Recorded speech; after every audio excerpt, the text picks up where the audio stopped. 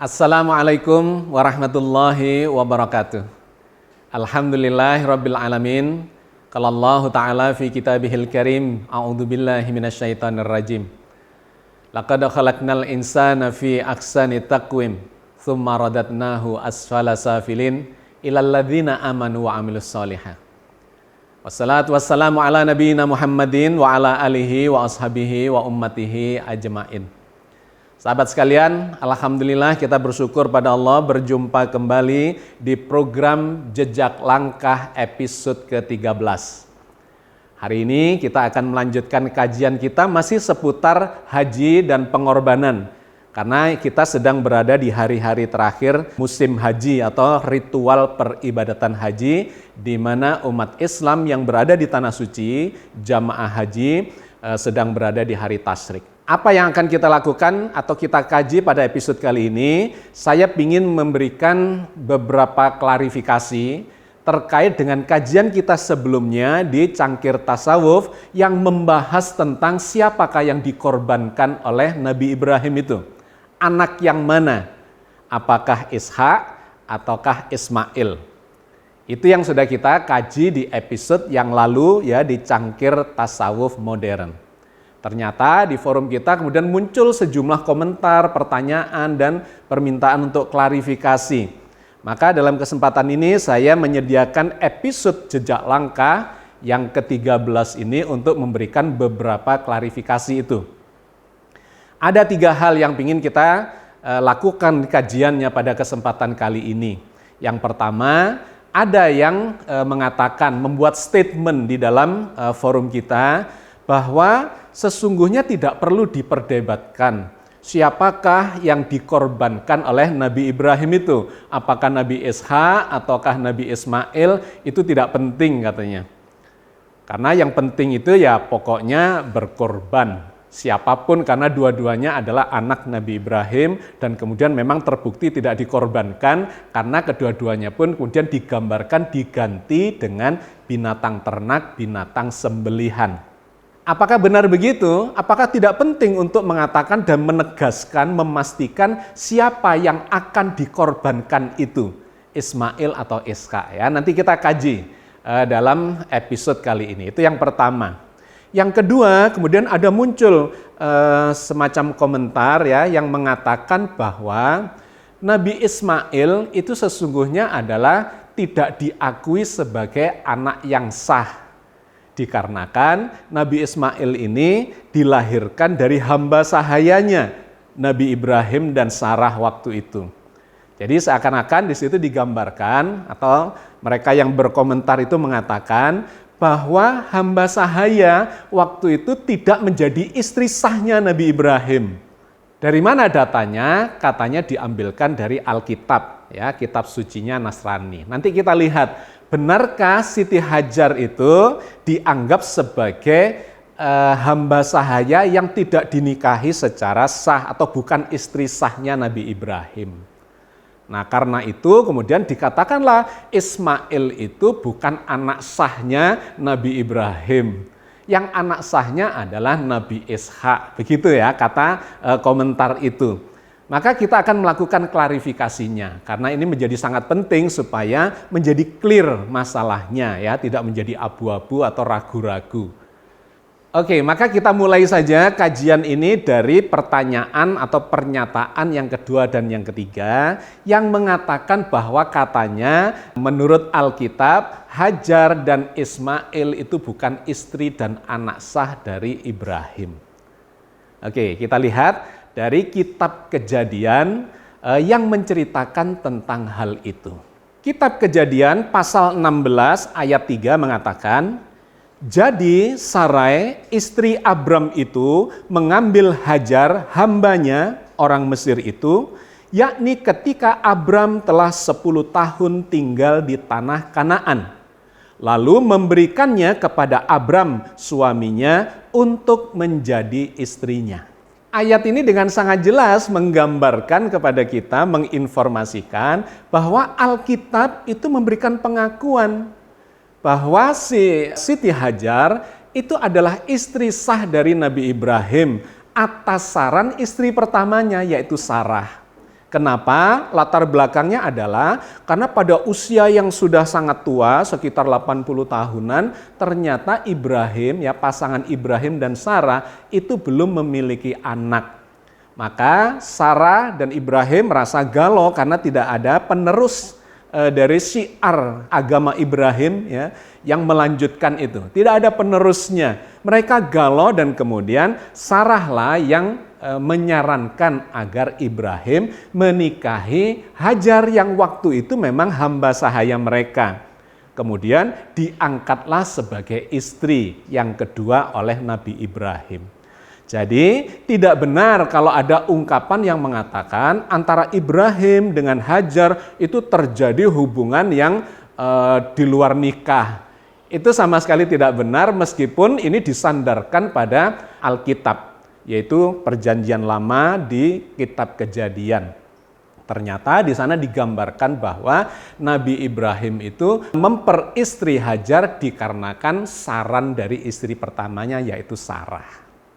Nah, memang masalahnya adalah ketika Hajar ini kemudian mengandung, hamil, dan melahirkan anak antara Hajar dan Ibrahim yang kemudian dinamai Ismail itu. Setelah kelahiran itu Sarah merasa cemburu karena memang perhatian Ibrahim kepada anaknya, ya, yang sudah lama digadang-gadangnya itu sedemikian besarnya, dan tentu kemudian kepada ibunya. Nah, tetapi ini kemudian tidak menjadi atau tidak bisa dijadikan alasan bahwa Hajar itu adalah istri tidak sahnya, karena sudah dijelaskan secara eksplisit oleh Alkitab bahwa Sarahlah yang menyarankan Ibrahim untuk memperistri Hajar. Dan kemudian dijelaskan lagi di pasal 16 ayat 11, di mana Tuhan di situ digambarkan melakukan pembelaan terhadap Hajar dan anaknya itu.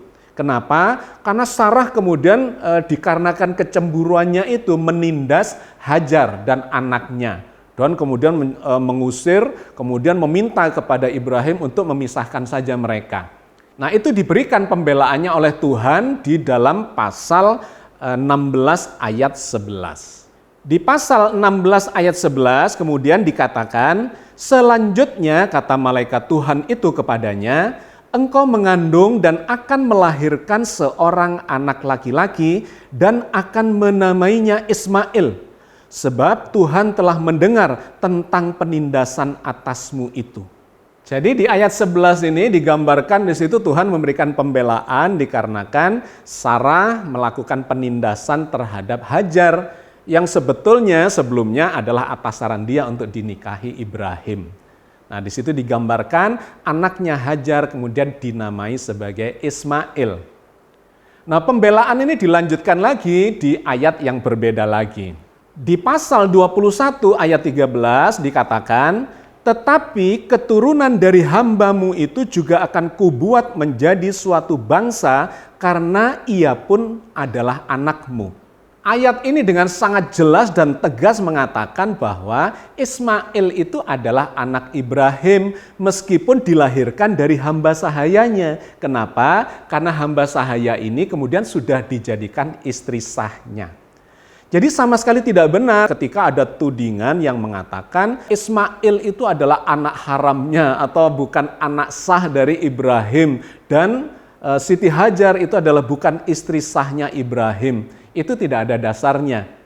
Meskipun kemudian disandarkan katanya kepada Alkitab, ternyata Alkitabnya sendiri yang mengatakan bahwa Hajar adalah istri sahnya dan Ismail diakui bahkan dibela oleh Tuhan dengan mengatakan Ismail itu adalah anak keturunan Ibrahim, bahkan kemudian akan dijadikan sebagai bangsa, ya, keturunan-keturunannya dari jalur Ismail itu akan dijadikan sebagai bangsa.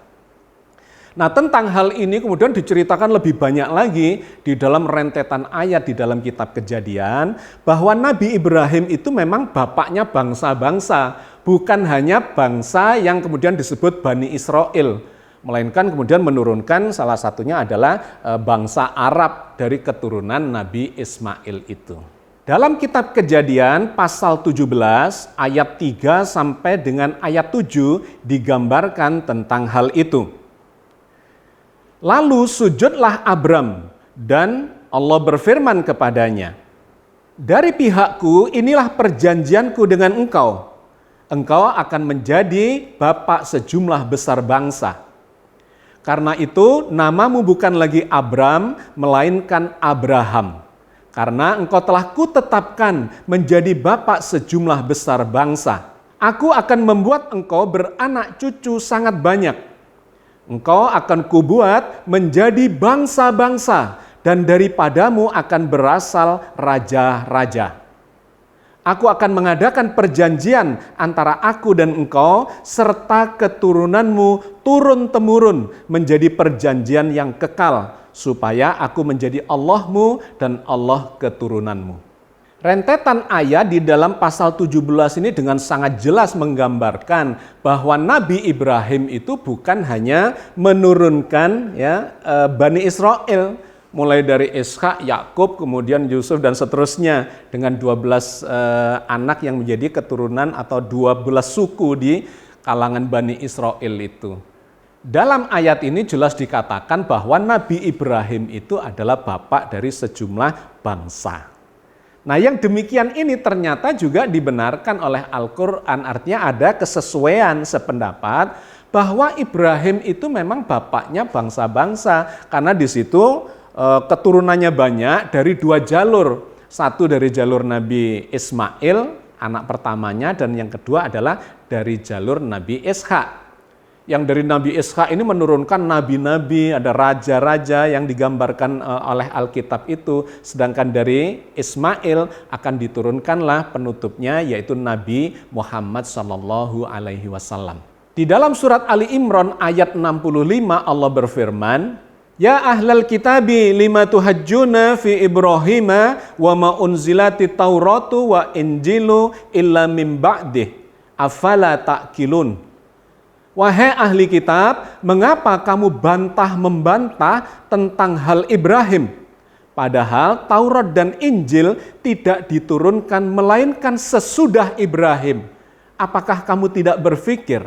Ayat ini menarik karena menceritakan kepada kita bahwa Taurat dan Injil itu tidak sezaman dengan Nabi Ibrahim. Jadi tidak bisa ada klaim-klaim kebenaran terhadap kisah Ibrahim oleh Taurat dan Injil yang dilakukan oleh penganut Taurat dan Injil itu. Nah, ini diperjelas lagi di ayat berikutnya dalam surat Ali Imran, yaitu ayat ke-67. "Makana Ibrahimu Yahudiya wala Nasraniya walakin kana hanifan muslima wa makana minal musyrikin." Ibrahim bukan seorang Yahudi dan bukan pula seorang Nasrani. Akan tetapi dia adalah seorang yang lurus, lagi berserah diri hanya kepada Allah. Dan sekali-kali bukanlah dia termasuk golongan orang-orang yang musyrik. Kedua ayat ini menjelaskan kepada kita bahwa klaim terhadap Nabi Ibrahim sebagai hanya miliknya Bani Israel, dan kemudian dengan semua keturunannya, bahkan sampai ke agamanya Yahudi dan Nasrani, itu ditolak oleh ayat ini. Bukan, Nabi Ibrahim itu bukan hanya milik orang Bani Israel, keturunan Bani Israel, atau agama Yahudi dan Nasrani. Apalagi ketika dikaitkan dengan ketauhidannya, Nabi Ibrahim itu tidak menyembah Tuhan yang lebih dari satu, tidak musyrik. Digambarkan dalam ayat ini, digambarkan dia hanya bertuhan kepada Tuhan yang satu dan kemudian berserah diri hanya kepadanya. Maka sahabat sekalian, dari kajian ini tadi yang bersumber dari Alkitab maupun dari Al-Quran, kita bisa mendapatkan kesimpulan yang sangat kokoh. Yang pertama, bahwa Nabi Ibrahim itu menurunkan 2 anak, punya 2 anak yang dua-duanya adalah anak sahnya. Yang anak pertamanya adalah Nabi Ismail, dari istri kedua yang namanya Hajar, dan anak keduanya justru dari istri pertama, yaitu Sarah. Di episode yang lalu kita sudah menggambarkan itu bersumber dari Al-Quran maupun dari Alkitab. Dari Alkitab dikatakan Nabi Ibrahim memiliki anak Ismail itu pada usia sekitar 86 tahun. Dan kemudian punya anak kedua dari Sarah ketika beliau sudah berusia sekitar 100 tahun. Jadi ada perbedaan waktu sekitar 14 tahun. Artinya selama 14 tahun yang pertama pada saat beliau punya anak itu, anak satu-satunya adalah Ismail.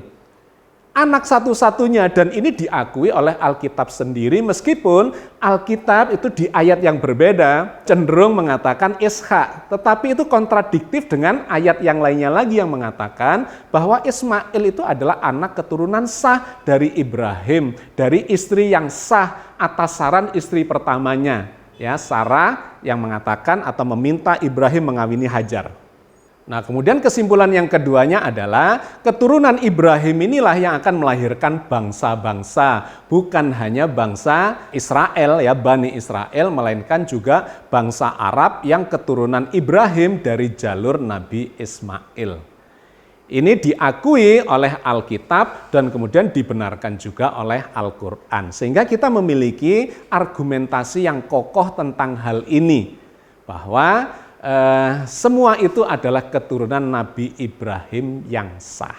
Oke, saya kira itu klarifikasi yang pertama terkait dengan pertanyaan yang mempertanyakan apakah Siti Hajar dan Ismail itu anak dan istri atau istri dan anak dari Nabi Ibrahim yang sah. Ternyata jawabannya sangat jelas. Sekarang kita melakukan klarifikasi yang kedua terkait dengan pertanyaan atau statement bahwa sesungguhnya ini tidak perlu diperdebatkan, tidak perlu diributkan katanya. Sama saja yang dikorbankan atau akan dikorbankan itu Ishak atau Ismail. Benarkah seperti itu?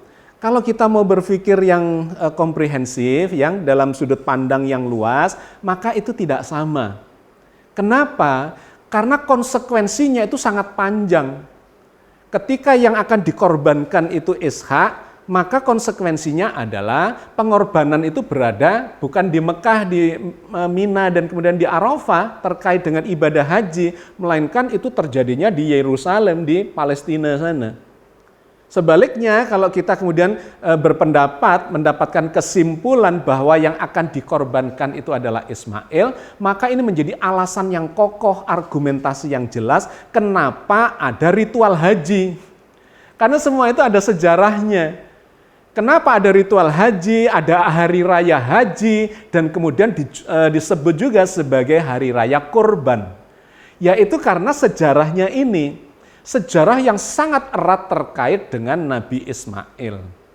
Ketika kita kemudian menyimpulkan atau membangun kesimpulan bahwa itu bukan Ismail, ya maka ibadah haji ini kemudian tidak menemukan pijakannya. Tetapi dari seluruh kajian yang kita lakukan ternyata baik dari Alkitab maupun dari Al-Quran memberikan kesimpulan kepada kita bahwa yang dimaksud anak tunggal itu bukan Ishak. Yang dimaksud anak tunggal itu adalah Ismail, yaitu pada saat Nabi Ibrahim masih memiliki satu anak selama belasan tahun, sekitar 14 tahun. Itulah anak tunggalnya yang kemudian dikorbankan, di mana Nabi Ishak itu belum terlahir. Akan dikorbankan yang kemudian kita sudah mengkajinya itu sama Allah diganti dengan sembelihan yang besar, ya, domba yang besar sebagai binatang kurban. Jadi sekali lagi, yang dimaksudkan sebagai anak tunggal itu bukan Ishak dengan argumentasi bahwa Ismail itu bukan anak sah dari Ibrahim. Itu sama sekali ditolak oleh Alkitab sendiri. Karena Ismail ternyata adalah anak sah dari ibu yang sah, dari istri yang sah dari Nabi Ibrahim. Maka dengan argumentasi ini kita mendapatkan kesimpulan yang jelas bahwa anak pertama dari Nabi Ibrahim, itulah yang disebut sebagai anak tunggal yang kemudian dikorbankan atau akan dikorbankan. Nah, ini kemudian mendasari seluruh rangkaian ibadah haji dan ibadah kurban. Artinya, saya ingin mengatakan kepada sahabat semuanya, bahwa siapa yang akan dikorbankan itu menjadi sangat penting. Ishak ataukah Ismail? Konsekuensinya panjang. Ketika kita mengatakan Ishak, maka berarti pengorbanan harus dilakukan di Bukit Moria, di Gunung Moria, di mana itu? Katanya di Yerusalem. Meskipun ada yang berbeda pendapat. Kenapa berbeda pendapat? Karena ternyata di Alkitab sendiri dikatakan, waktu Ibrahim membawa Ishak menuju Gunung Moria itu membutuhkan waktu 3 hari perjalanan. Padahal jaraknya Gunung Muria itu dengan tempat tinggalnya Ibrahim ya di Hebron itu kira-kira cuma 30 km yang hanya ditempuh dalam waktu beberapa jam saja. Kalau 3 hari berarti bukan di Yerusalem tempatnya, ada nun jauh di sana yang membutuhkan perjalanan selama 3 hari. Sahabat sekalian, seluruh peristiwa haji, manasik haji, tata cara berhaji itu terkait erat dengan Nabi Ismail dan Nabi Ibrahim, bukan terkait dengan Nabi Ishak. Nah ini diceritakan panjang lebar di dalam Al-Quran, sehingga ketika kita menafikan Nabi Ismail sebagai anak yang akan dikorbankan itu, maka ini akan membawa konsekuensi yang panjang terhadap seluruh ritual ibadah haji. Nah Allah bercerita tentang ini dalam sejumlah ayat, di antaranya dalam surat Al-Baqarah 127, 128. Wa idh yarfa'u Ibrahimul qawaida minal baiti wa Ismail Rabbana taqabbal minna innaka antas sami'ul alim. Dan ingatlah ketika Ibrahim meninggikan dasar-dasar Baitullah bersama Ismail, lantas berdoa, ya Tuhan kami, terimalah dari kami amalan kami, sesungguhnya Engkaulah yang maha mendengar lagi maha mengetahui. Rabbana waja'alna muslimaini laka wa min dzurriyyatina ummatan muslimatan laka wa arina manasikana wa tub alaina innaka antat tawwabur rahim. Ya Tuhan kami, jadikanlah kami berdua orang yang tunduk patuh kepadamu, dan jadikanlah di antara anak cucu kami umat yang tunduk patuh kepadamu. Dan tunjukkanlah kepada kami cara-cara dan tempat-tempat ibadah haji kami. Dan terimalah taubat kami. Sesungguhnya Engkaulah yang maha penerima taubat lagi maha penyayang. Sahabat sekalian, cobalah perhatikan ayat ini yang memberikan informasi kepada kita bahwa peristiwa haji ya, manasik haji, tata cara ibadah haji itu sangat erat dengan sejarahnya Nabi Ismail, Nabi Ibrahim, dan Ka'bah atau Baitullah. Digambarkan di ayat ini Nabi Ibrahim dan Nabi Ismail meninggikan dasar-dasar Baitullah itu, kemudian menjadikan tempat itu sebagai pusat peribadatan, dan kemudian berdoa pada Allah, ya Allah tunjukkan tata caranya, bagaimana ibadah haji yang harus kami lakukan itu. Nah kemudian ditunjukkanlah di mana Nabi Ibrahim diperintahkan untuk berjalan menuju ke Arafah. Nah dalam perjalanan itu kemudian Nabi Ibrahim bermimpi untuk mengorbankan anaknya. Jadi ini sangat erat kaitannya dengan kisah pengorbanan Nabi Ismail itu. Bermimpi sampai 3 kali dan kemudian ketika wukuf di Arafah, barulah beliau mendapatkan keyakinan bahwa ini adalah sebuah ujian, perintah dari Allah untuk mengorbankan anaknya. Siapa itu? Ismail, bukan Ishak. Kenapa? Karena Ishak itu berada di Palestina, bukan berada di sekitar kota Makkah atau di Mina atau di Arafah ya, di sekitar tempat ibadah haji itu dijalankan. Nah, ketika itu Ibrahim mendapatkan keyakinan untuk mengorbankan anaknya, kemudian melakukan perjalanan kembali ke arah Mina.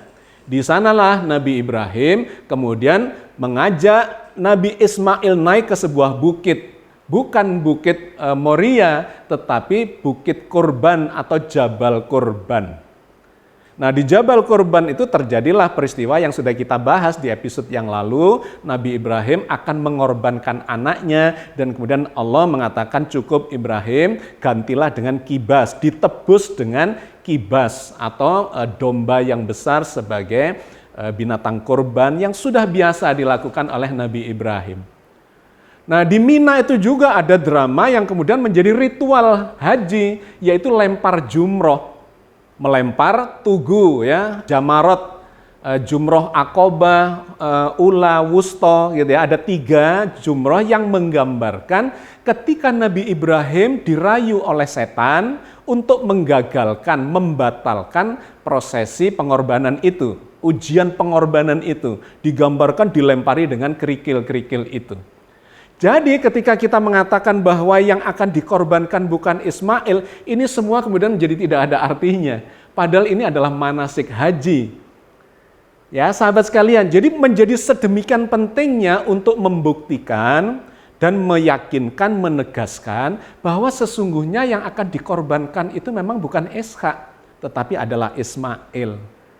Nah, ini diteruskan lagi nanti sampai ke Baitullah. Di Baitullah itu ada kisahnya Nabi Ismail bersama ibundanya antara Sofa dan Marwa yang kemudian digambarkan atau disimbolkan dengan ritual sa'i. Ya, lari-lari antara Sofa dan Marwa.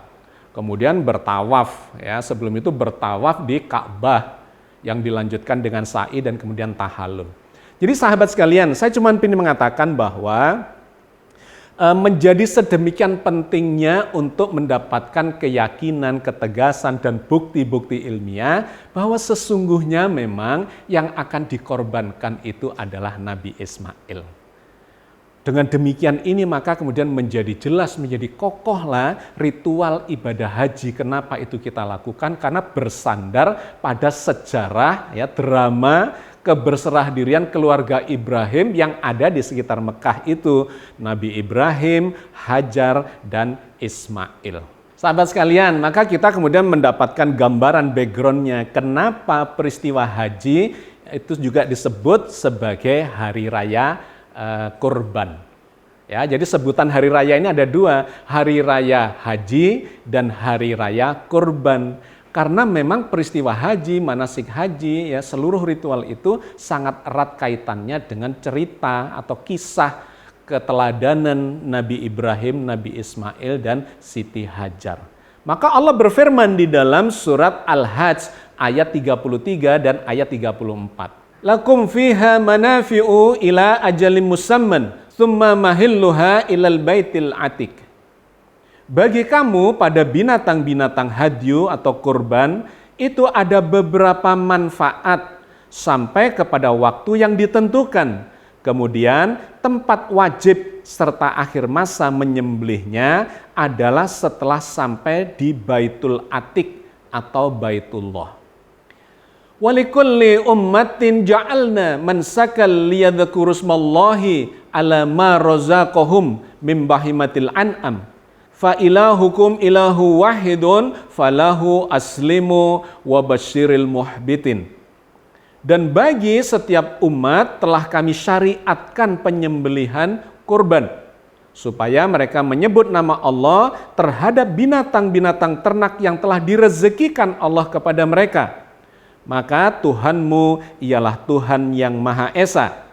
Karena itu berserah dirilah kamu kepadanya dan berilah kabar gembira kepada orang-orang yang tunduk patuh kepada Allah. Dua ayat ini menjadi penutup kajian kita, di mana ayat ini menceritakan bahwa Allah itu mensyariatkan memang ibadah kurban, menyembelih binatang, untuk diambil manfaatnya bagi kemanusiaan, terutama bagi orang-orang yang membutuhkan. Allah tidak membutuhkan semua itu. Ibadah kurban itu manfaatnya adalah untuk kita sendiri. Allah mensyariatkan itu kepada berbagai umat. Nah, salah satunya kepada umat Islam, di mana hewan sembelihan itu adalah dikaitkan dengan peribadatan haji di sekitar Baitul Atik. Baitul Atik atau rumah kuno, rumah tua yang dimaksudkan itu adalah Ka'bah, ya, Baitullah yang ada di Mekah, bukan yang ada di Yerusalem di Palestina. Oke ya, sahabat sekalian, mudah-mudahan sudah menjadi jelas dan gamblang terkait dengan 3 pertanyaan tadi. Dengan ini mudah-mudahan kita mendapatkan keyakinan yang mantap, keyakinan yang kokoh setelah melakukan kajiannya secara ilmiah. Ini bukan kajian untuk melakukan intervensi atau apapun, bukan itu, tetapi kita sedang mencari argumentasi ilmiah. Kenapa semua ini terjadi dan terjadinya adalah di sekitar tanah suci Mekah. Karena ternyata ini menjadi background yang sangat kokoh bagi perayaan Hari Raya Haji dan Hari Raya Kurban. Mudah-mudahan Allah memberkati kita semua. Assalamualaikum warahmatullahi wabarakatuh.